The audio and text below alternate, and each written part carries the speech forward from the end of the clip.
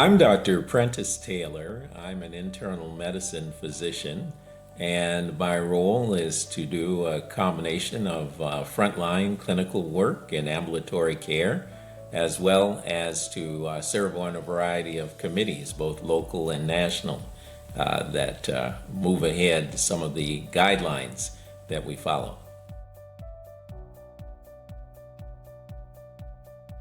Some of the challenges that exist out there when trying to plan getting your CME time include what is the cost of the sources that you're looking at. Some things are free, but many things are not free, and how that fits into your budget and whether you might have an allowance from your employer for that.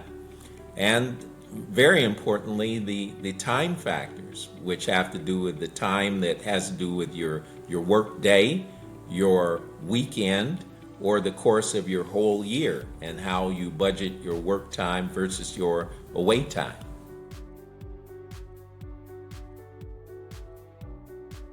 When planning for the year ahead, there are two main approaches that I see clinicians taking in how they approach this strategically.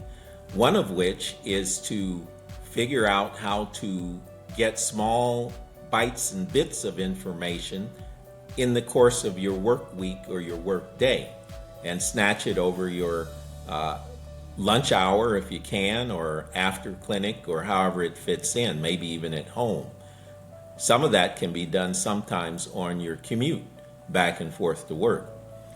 The other approach is to batch it in terms of going to a conference that might be an all-day conference or a 2-day conference over the weekend, or go to one of the national meetings where you spend 4 or 5 days consecutively, either taking small courses or going to symposia that update you on specific topics. So those two approaches are not totally mutually exclusive, but I see most clinicians I know fitting more or less into one or another of those two options.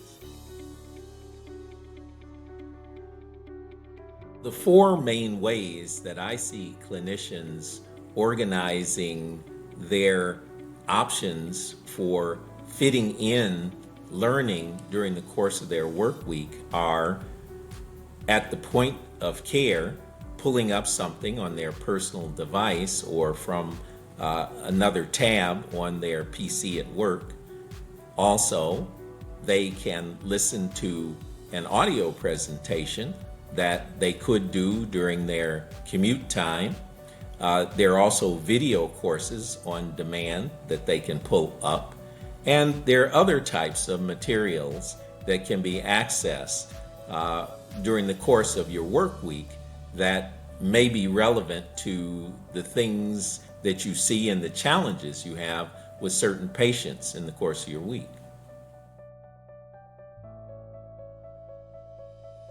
For individuals who prefer to spend more concentrated time, there are whole day courses that are offered by teaching hospitals and universities, which are perhaps not far from you, or you can travel to certain courses that are sponsored by professional organizations, let's say the American Association of Family Physicians and others.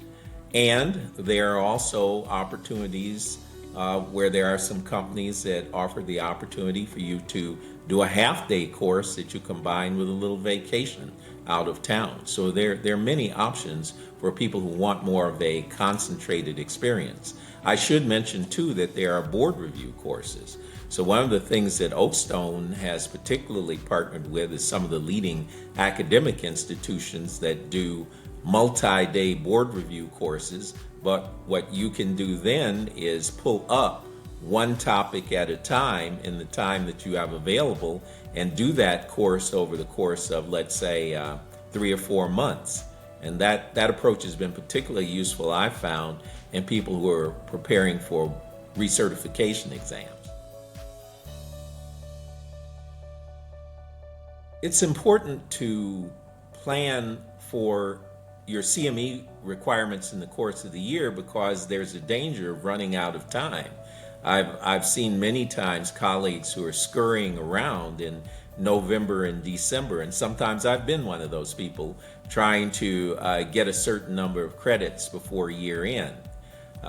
Interestingly, a number of the CME companies send us prompts and nudges as the calendar year is coming to a close to remind us to make sure we have spent all of our CME budget or we've earned all our credits.